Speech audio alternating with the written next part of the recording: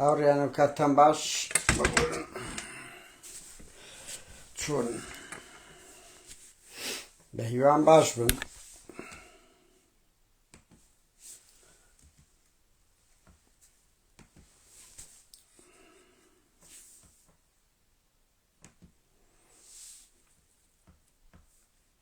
وەرن هاوڕێیان خەبەری دڵخۆشکەرمان پێیە.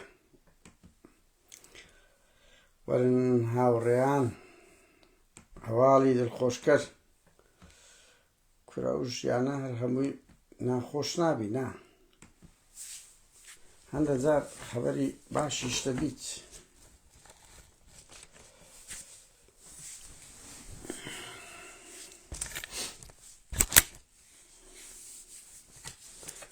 ئەرێتا ئەو خەڵکە دێ یاکۆڵەوە دەرێن بەرهەم ساڵە هەندە شتی نات دەستی خۆش بی براکەم ئەچەندە ئەرچی خۆیتی بەس دەستی خۆش بی. مەمومان ڕەخنەمان لێگرت و بە خۆشی جوڵەی کرد لە کۆڤانی ئەڵێن نازانم چکو هەواڵە تا ئێستا من لە سەرچاوەیەکێک لاکەرەوە بەدەستم نەگەیشتیە. ئەڵێن چەند ترێلەشی لەبەرەوە کۆڤانی ڕەوان کردە شتێکی دڵخۆشکەرە شتێکی دڵخۆشکەرە. هاوکات پارتی ینی بە ئەچەدا من زۆر مەسەلەی هاوڕێیان دەنگم باشە دەنگم باشە لێرە خۆ بە خۆمان جێرە خۆمان ڕابگرین لە هەمووی گرنگترە. ئەلو کورە وەڵا تۆپە تۆپە بەخورا لە منداڵی شوان نەبووە لە مناڵی شوان نەبووە. هاوڕێیەک دوشتی سەریع بڵێن بەر لەوەی بسمەنا ئەو خەبەرە یەک کاکە زانی کە ئێستا ئەو تۆقیتەیە چۆن 99 نیتینیە سویدی 99 یعنی هەموو مەلایەکان هەڵوێستەشی زۆر مەردانیان هەبووە جێی دڵخۆشیەکە یەکەم جارە یعنی هەموو ئایدۆلۆجیەتێک و بە تایبەتی پیاوانی ئاینی ئەمە زۆربەی کات لە مەسەلەی نیشتیمانی ڕەخنەمان لێیان هەبووە. مزگەوتەکانیان کە دەیەکێک لە مینبەرە گەورەکان وەکو سۆسیال میدیا گوتاریاندا هانی خەڵکیاندا کە دژیەوە بن شتەشی دڵخۆشکەرە و هەمومان ئەمنتان دیتێ دەیان جار شتی مەلاکانم بڵاو کردەوە کە یعنی هەڵوێستیان باش بووە بڕۆنە سەر ئێرە. ئێمە دژی ئەو مەلایانەین کە ئەرهاب بەکاردێنن کە کاری قێزەوەند دەکەن کە دژی گەلەکەیان لەو ڕوانگەەوە ڕەخنەیان لێ دەگرین. سەرکردەکی سیاسی لەگە مەلایەک ناپاچلەکە فەرقی چێ براکەم تۆ ئەو تەوقیتەی هەندێ هەر هەمومان خەڵکان بدەین جۆش و خڕۆشی بدەینێ ئەوە بکەیت چکو تاکە زامنی سەرکەوتنی ئێمە ئەو بڕوا بکە ئەوی لەگە کورت کرا لە 75 نەکرا بوو بڕوا بکەن لە 20ەکان نەکرا بەس ئەو ئیرادەیە گرتووەی هەموو دەنگ و ڕەنگەکان هەر لە مەلایەکەوە لە بۆ کەسێکی سادەی سەرجادا هەر لە حزبێکی ئایدۆلۆجیەوە هەتا ئیسلامیەکانیش وەکو حزب لێ دوانیاندا خراب نەبوون لە بۆ پارتی یەکێتی هەمووی هاوڕێیان شتی باش بووە بڕوا بکە هەندە شتی ئینسان ناتوانانی بڵێ لە پارتی یەکێتی هەندە شتی باش کرایە ها ینی بەدەستدیمە ئەم بەخۆشم ناتوانم بڵێ ینی هەموو شتە خۆ ناکرێ بەعەز بکەیە تو زانیت ئەمنی قەومی کورد گرنگترە بەس چ پارتی چ یەکێتی هەنگاوی باشیان ناردیە. بەڵام نوقتەی مە لێرەدا یعنی ئەو مەزهەرە زمان پیسا یعنی بە ئاشکرا خیانەتی کرد خیانەت هەوڵیدا دژی شۆڕشی ڕۆژئاوا قسە بکە لەو تۆقیتێک هێرشێ لەسەر کورد ئەتوو وەختی جەنگە ئازادی بیرڕاوە نیە ڕادەوە بی تۆ هیچ قسەی لەگە نەکەی پێچوانەوە دار و بەرچۆسە تەلەڤیزیۆنی و ئیدانەی کرد و ئەوەی کردووە لە پارتی بردیە سەر هەموو تەلەڤیزیۆنەکان سۆڕاندیەوە و درا دادگاش چۆ پۆلیسی بەیەک دەقەی بە کەفالەت بەریاندا. لەعلم ئیسماعیل سوسێ ڕیشی مەلایەشکا بوو سوتاندیان لەبەر ئەوەی ڕەخنەی لە پارتی کرد بەس ئەوە لەبەر ئەوەی ڕەخنەی لە میلەت کرد جوێنی بە ئێمە ماناندا. من یەکشت بەو ئیسلامیانە دەرێم تا ئێستا گەورەترین کەمپین لەسەر من هەیە بە زمانێکی زۆر بات کاتان لێ دەکەم بڕۆ سەیری کۆمنتەکان بکەم بەر لەوەی بچمە ناو بابەتە گرنگەکە بزانن نەوەی مەلا هەڵۆ و نەوەی خوراسانی و نەوەی عەلی قەرەداغی چ جوێندەرێکی پیس بڕوا بکەن هەمووی گەنج 300 400 کەسم بلۆک کردیە 300 400 تا ئەن بە IP ئەدرێس بلۆکتان دەکەم لەبەر ئەوەی هیچ ئیسفادەتان نییە و بەس جوێن دەدەن ئەی هاوار ئەو نەوەیە بابە دایک و باوچانیە کورە هەیەزان کۆیە بڕوا بکە 15-20 خڕ کردبوو لەبەر ئەوەی ڕۆژاوای گۆڕانکاری هەمویان دەکەمە فلیمە یعنی قەسم شەرم لە خۆتان بکەن بە پیسترین زمان دێن ئێڕاب دەکەن دەتانێ ئەمە بوسکرد بین کورە پارتی بەر لەنگۆ تاقی کردەوە فشە بوو بەهەرحاڵ یعنی ئەو زمانە بازاڕیە ئەو کەی زمانی یعنی ئینسانەکە بەخۆی نوێژ بکە هەموو نوێژی دەکە و دوو ئاەتی دانایە بە پیسترین زمان دێت ئەو دەکە بەهاتی پیرۆزی هەیە بڕۆ بە مەزار خوراسانیە کوڕە جاشە بڵێ باسیێ بڵێ ئەگە غیرەتت هەیە جوابەکەی قادر نادر بڵاوکەوە کە پێی گوتی ئەس ئەم پێم خۆش نییە ئەگە غیرەتی هەیە با بزانە من چم لە دەستی نایتەوە کە ئەو جوێنە ئاسنزمەی بە مندا بەهەرحاڵ کاچ خۆم مەلا دەبی بگیرێ سیاسی دەبی بگیرێ ڕۆشنبیر دەبی بگیرێ کە خیانەت لە گەرمەی جەنگ لەگە خەڵک دەکات ناکرێت تەقدیسی مەلا بکرێ مەلایە زاناکانمان هەڵۆ ڕاستە هەندێک تەفسیری ئەوەی کریانی تون نییە بەڕاستی من نازانم کامەران مامۆستا کامەرانیش چی گوتیە ئەڵێن گیرایە بەس کاچ خۆم تۆ لەو تۆقیتە ئیشی هەڵۆیە ئیشی مامۆستا کامەرانی جۆش و خڕۆش بدێ خەڵک بەرەو شۆڕش ببەی نەک ساردیکەیەوە خەڵکەکەیە بە خەباتی ئەو کەزیە کاکە یەکێک لە جوانیەکانی ئەو ناڕەزایەتیە بووە بۆ ئەنتەرناسیۆنالی بۆ هاوسۆزێکی جیهانی خۆ ئەوە 50,000 چەکدار هەیە بڕوا بکە یەک شتان پێ بڵێم یعنی من ناتوانم وردەکە یعنی جگە لە ڕۆژئاوە خەڵکی تریش لەوێن دەرا ئی هەموو بەشەکانی بکە لە ناو ڕۆژئاوایە بە چەکدار و بە غەیرە چەکدار هەرچەندە پارتی زۆر عیبە لە بۆت یعنی ڕێنادەی خەڵکی هەولێر و دهۆک بپەرتەوە بەس سلێمانی ڕێدەدەی و ڕێنادەی خەڵک خۆپیشاندان دژی تورکیا و ئەمریکا بکاتن کە دەتوانی مەسەلەن 50 مەتر لە دووری سەفارەتەکان دابنێ وەچی ئێرە نزیک مێخە لە بن پیریان نەبی وەس مەجال بدە کاکە لۆ ڕێت دەگری لا هەولێرێ بۆیە هێزێکی زۆری چەکدار هەیە خەڵکەکی زۆر لە سەجادەیە کە شتیوانە بووە یعنی بەڕاستی معجزە بوو ئەتووەرە لە سەعات 10-11 ئەوروپا هەموو ئەوروپا بۆ کورد بۆ تووڕەیی کورد و تا ئێسێک هەفتەیە ئەو تووڕەیەدا نەمرکایتەوە و کوردی هەموو بەشەکان لە هیچ شوێنێک 10,000 کەس کەمتر نییە سەکە خڕدەبتەوە ئەوە بە هیچ حزبەکی ئەوروپی ناکری شانازێکی زۆر گەورەیە چۆن مەسەلەی ژن شانازێکی گەورەوەیە تۆ دەوەڵای تۆڵە ناکرێت بەڵێ تۆڵە دەکرێتن خەبات هەر سیاسی هەر کوشتن و ملپەڕاندن نییە ئەو خەباتی کەزیە یەکێک لە جوانیەکانی خەباتی کورد بوو بە هەموو دنیای نیشاندا کە چەند بە مەدەنی دەکا هاو کات چەکدار هەیە لە ژۆری هەموو هێزە سەربازەکان باوا بڵێم هەر ڕۆژ ئاوانیە هەموو هێزەکان ئێستا لە ناو ڕۆژ ئاوایە من هەر ئەوەندە دەتوانم بڵێم زائیدەن خەڵک لە سۆسیال میدیا لە سەجادەی هەموو ڕێگایەکە بۆ دەی بچووکی دەکەوە ئەنی چیان گۆ هەموو چارژن و پێژن دەین جیهادی نیکاحتان هەیە مسیارتان هەیە دەی سەرسەوە وەڵا کەس نابی کەزی دیار بیتن دەستی پێ بکەی عیب بکەن عیب ئەو مسیارە قەحفەخانەی گەورەیە و شەڕێتی پێ دەدەن بەهەرحاڵ پەنجەی دەستن ئەگەن ئەمە چاوی هەموو ئەو مەلایەنە ماز دەکەین کە داکۆچی لە کێشەی گەلەکەیان کرد و تەسیرێکی گرنگیان هەیە کاکە مەلا مینبەرێکی گرنگن بەشێک لە مێژووی شارستانیەت پێشکەوتن هونەر و ئەدەب شۆڕشی کورد مەلا و پیاوانی ئاینی ئێمەن باو باپیرانی ئێمەن بەڵام دیلێک پەیدا بووە چەند مەلایەک پەیدا بوون ناپاکن دەبێ ڕسوا بکرێن کاکە و بڕوایان بە ئەرهاب هەیە ئەرهاب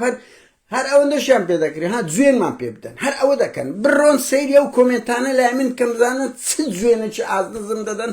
ئەو مەلایەنە چنەوەیەکی جوێن دەریان پەیدا کردیە هاوڕێیان با بچینە سەر بابەتە گرنگەکە ئەوە گرنگە بەس ئەوەش دەردەدڵ هەتا هەندێک هاوڕێک کۆبوونەوە هاوڕێیان دوو خەبەرتان پێ بڵێن یەکەم شت ئەمن هەفتەکەی تر چەند ڕۆژێک لەون بەرڕام گەیان وتم ئەو هێزەی عێراقی شیعە خوخڕ بوویتەوە بەشە چیلۆ کوردە بەشە چیلۆ کوردە بەشەچی لە بۆ سووریایە ئەو زانیاریانە لای من هەیە پارتی بە فەرمی ئەو هێزەی ئاگادار کردیتەوە بارزانی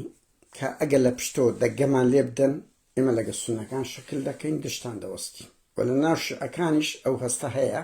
كغلطة استلقى كرتم كنت كنت النيابنا وقصي من كردم كاكا لجيفانم درناينم أقام لشتا يعني أوجه شياتبو أقل الروش آوا بكتبه كخوش بختانا روش بروش حوالي دل خوش كار هيك سبوتان دالم أوانيش هلا تك أوي هجومي عندك كردو باشوري عندك قلتو سحدودك عندك قلت فرصة يعني لو شتانا دمنا أمري واقع تربار بارتي هرشة شوي كرديا أظن شتيش بجدار لقيان لبشتو نو أقل كونتاكتي خاصة نو قيادة شتي قديمة كان رنگي بابلو مسعود نعم بلام هنده خلطي وسيطة لمع بينيان كأقداري شيئا كتو أقل نيازة شواب كي بتنترين شوالت لقلتان دا زولينو لقل سنة كان تنصيفة كي أو كوية شغلو خبرانية كبزاني خبر خوشة كهوريان ناوند چی گرینجی امریکی من هر اونده دارم ناوند چی گرینجی هوالگری امریکی بلگی تواوی بدست کتیه بلگی یک لاکره و گرینجی بدست کتیه کتوم باراک لگه ترککان لگه سوریه کان تنسیقی هیا بودزو یعنی او زانیاریانی لبر دست هیا که توم باراک تجارتی yani işte çi bazırgani هبوه لگل ترککان ببلغه دیاره پیدا سد ببلغه بیتن پیدا سد ببلغه بی کلگه ترکه هیتی آگاداری کمیته چانکتور او کمیته بریارداری امریکای انتلیگن کمیته و انتلیگن کمیته کمیته يعني کمیته دکات نظام لیج کمیته نهینه کانه نو کسن آنها بریارداری سیاستی امریکان لپشت برده که بشرچان عنداني دولتي قولن ئاگاداریان کردەوە کە ئەوەی کرایە بەشێکی پیلانە تەنسیقەیە تۆم باراک بەشێکە لەوە بەشدارە لەو شتەیە داوا ئیتر ئەو کۆمیتەیە جومجۆڵی کردیە ئێستا و گراهام لێنسی گراهام یەک لەو کەسانی ترە بەشدارە ئاگادار کرایتەوە برێم ینی زانیاری هەیە کە ئەو شتە هەیە لە گۆڕ ینی ئەوە ڕوویدایە نەو ئەگ لە تەنسیق لە پشتەوە تۆم باراک لەگەر تورکیا و ئەوانە کردیتی کە بۆ ئەوی قەزیە کورد لەناو بێ ئیتر ئەوە ئەگەری ئەو نازانم ینی چەند دەکرێ پەنجای دیموکراتەکان هەیە لە کۆنگرس ئەگەر 3 لە 4 بڕیار بدە کە تۆم باراک لا بدرێ لا دەدرێ پەنجای دیموکراتەکان هەیە ئێستا ئەوان قایلن 25 کۆماریەکان دەمینێ لێنزی گراهام یەک لەوانەیە ئیش دەکەن ئەگەر سەیری وتارەکە شکی لەو ڕۆژانە ڕایگەیاندی ئەڵێ ئیشی باش کرایە بەربوومەکەی دەبینن هەست پێ دەکەم ئەو خەبەرە یەک لەوانەیە یعنی ئێستا ئیش لەسەر ئەوە دەکرێت کە ئەگەر بڕیار درا يعني تۆم باراک ئەگەری زۆرە بانگ بکرێت لە بۆ کۆنگرس يعني ئەو زانیاریانەی لای من هەیە ئەگەری زۆرە من ناتوانم برێم بە مطلق بانگ بکرێت لێ پێچینەوە لەگە بکرێت لە پرسیاری وەڵامەکان ئەگە بگاتە ئەو ئاستەی 75 لە 100 ئەندامی کۆنگرسە بڕیار بدە بڵێن تۆم باراک غەڵەتە چی لێ ببینەوە لا دەدرێ هاو شتەکان دەگۆڕێ بەڵام لەگەڵ هەموو ئەوانش خۆی بەس ئەو جوڵەی ئێستا هەیە هەم لە لێنسی گراهام هەم لەو کۆمیتەی ئەنتلێگن کەمیتە ئەو دوو بەشە کە دەستیان بە جوڵ کردیە کە چەندین گرنگن بە دواچوون دەکەن پاشە کشەشی زۆر گەورە بەو پیلانە کرایە پاشە کشەشی زۆر گەورە بەو پیلانە کە دایان نابوو بە سەریعی بە پەلە کوردستانی ڕۆژئاوا بژیە و تاوبی بە کۆرت دەبوو ئەمری واقع خۆتو چ دەکەی کوڕزگاری دەکەیەوە قامیشلی و حەسەکە و کۆبانی ئەوانە بژیرا بەنمونە یعنی کوڕزگاری دەکەی کاتێک بەهاتنە بەس ئێستا بۆ فاسڵ هەردوو لە احتیاتی خۆیان وەردەگرن کوردیش لەو شکستەی کە تووشی بوو لەو ڕاپەڕینە چەکداری هێزە جیهادیست و عەرەبەکان خۆی گرتیتەوە لێی تێکچوو شپرزە بوو ئەوە یەک لەو هەنگاوە گرنگانەیە کە هەر ئەوە دەکرێت کۆمەڵێک سیناتۆری زۆر گرنگ خەریکن بە دواچوون دەکەن یەکلاکەرەوەشن ینی ئیشیان ئەوەیە ئیشیان ئەوەیە کە چۆن هێزە جیهاد ڕەنگی خطەی ئەمریکاش بگۆڕێ من نازانم بەس دەگەڕێتەوە وتیان سەر ترامپ چۆن تەدەخل دەکەن مەسەڵەن ترامپ تون بێ لەسەر بڵێ نابیت 25 ئەندامەکەی کۆماریەکان ئیمزانەکە نەزاعەت نانێ بەس گرنگ ئێستا ئەوە لە جم و جۆڵدایە کە هەست پێ دەکرێت تۆم باراک هەست پێ دەکرێت پێی ئەو زانیارانە لای منە لە شوێنەکەش بچووک نییە کە تۆم باراک ناو ئەگلە تەنسیقی هەبووە لەگەڵ تورکیا لەگەڵ سووریا بۆ ئەوەی ئەو قەزەی کورد پاشەکشەی زۆر گەورە پێ بکرێت بە دواتچوون نەکرێت هاوکات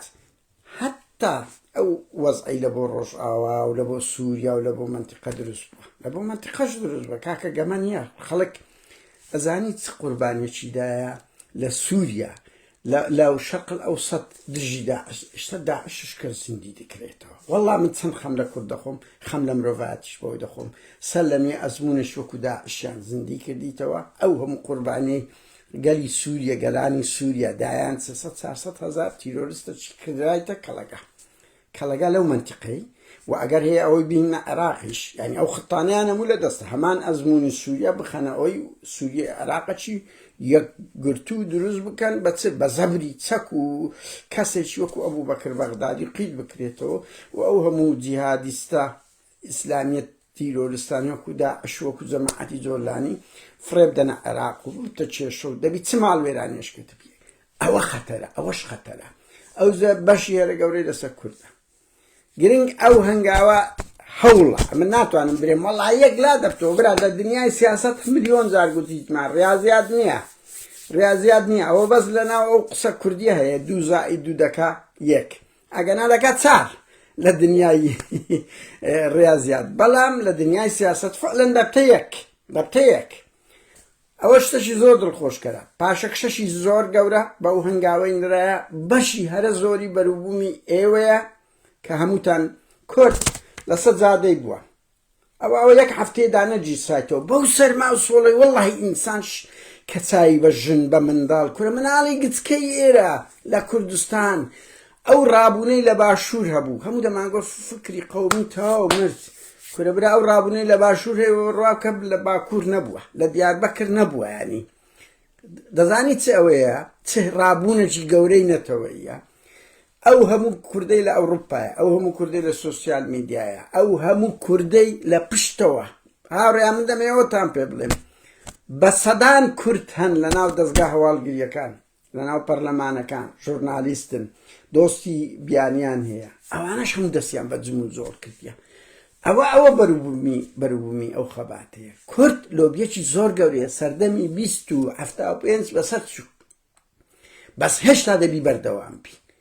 دەریش کەوت هیچ کەسێک دۆستمان نییە هەموو وڵاتەکان دەمانکەنە دسر و بەسەرماندا تێدەپەڕن هیچ نە ئەو فەڕەنسایەی 38 ساڵە لە سەردەمی فرانسۆ میتەرانەوە تاوەکو ئێستا دۆستێکی بە ئەخلاق بوو ماکرۆن قیمەی بێ ئەخلاقی نوان باشترین نمونە نامەکەی ئەوەیە نامەکەی تۆم ئەوە بە ترامپ و لەسەرەوە گۆدەرێ ئەمە لە سووریا و لە عێراق متەفق بوو گرنگ ئێستا کوردی سپاتی کرد ژمارەی گرنگە و ئەگەر بە خۆت هەبی حەق هەیە هێز هەیە حسابت لۆ دەکرێت ئەو یەکریزی کورد زۆر باشە من بۆ خۆم لەو ماوەی تەجمیدی هەموو ڕەخنەیەکی تند لە بەرامبەر پارتی وێچێتیم کردە لەبەر ئەو هەمومان فۆکس بخەینەوەی ئەلەوەی قوتار بین دەگەینە کەناری ئارام یان بەلای کەم ئەو موعامەرە گەورەی لە بۆماندانرا بۆ پاشەکشەی پێ دەکرێت من ناڵێم ڕیسکەکە نمایە و ناژڵێم تۆمباراک دەگیرێیان دەردەکرێیان برم بەدواتن هەوڵ هەیە هەوڵەکەش زۆر گەورە و جددیە لەوەی زیاتر ناکرێت مەگەر ترامپ تێکی بدە ئەگەنا ئەوەی ئەم بزانم ئەو کۆمیتەیە زائیدەن لینزی گراهەموان کە کۆماریش بەرنامەیان هەیە بانجی بکەنە کۆنگرس تەحقیقی لەگە بکرێ و بچنە ناو کۆنتۆکانی یعنی کە تولیژنەی لەسەردانرا و ئەوە بوو دەچنە ناو ڕقم بانقی ئەو پارانەی لە چی هات مەشاریعی چی هات برا ئەوە هەڵ دەتەکێنن هەڵت دەتەچێنن گومانی زۆر هەیە کە بەڵگەی لەسەر یەکلاکەرەوەی دەسە پەیدا ببیت ئەو دەمیانی ناتوانێت چکۆت و چەندی بە نەقد دەدەیت و کە لیژنەی لەسەردانرا بە دواتچوون دەکەوێت بە دیار دەکەوی یان نا گرنگ هەوڵەکی زۆر گرنگ لە قوڵایی ئەمریکا هەیە وبرادر شتكا من نازانم براسي ئەڵێن ئیسرائیلیش ڕەنگی مراجعەی خۆی بکاتەوە لەو هەڵوێستەی هەیە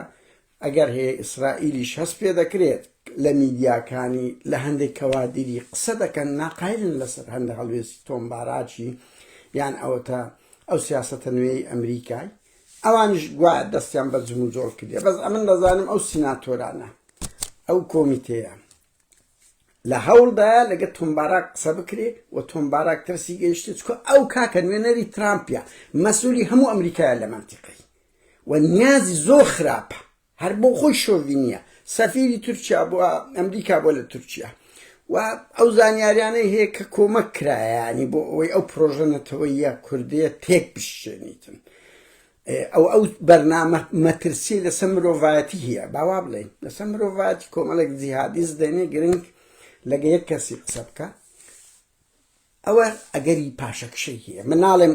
دەکرێتن بەڵام سیگناڵی باشی درایتێ و تۆمبارا وەزعی خراپە واتە ئەو خەتەی ئەو پیلانەی لەدەست بوو پاشەکشەی پێ دەکرێت ئیتر دەگەڕێتەوە سەر یعنی چەند سەرکەوتوو دەبن لەوێندەر